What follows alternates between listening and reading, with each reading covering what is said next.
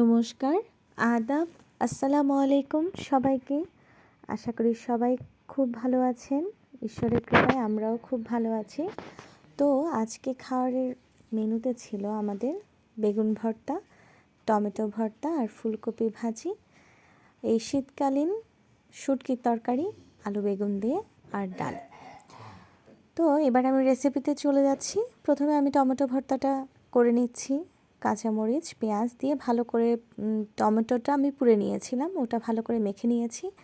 তারপর তেলের মধ্যে আমি টমেটো পুরা মিক্সটা দিয়ে দিয়েছি, ভালো করে ভেজে সরিষার তেল দিয়ে ধনেপাতা দিয়ে মিক্সড করে রেডি করে ফেললাম টমেটো ভর্তা।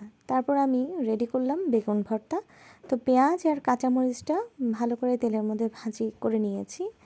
ভাজি করে নেওয়ার পর আমি বেগুনগুলো পুড়ে রেখেছিলাম, ওগুলো আমি দিয়ে দিয়েছি তেলের মধ্যে।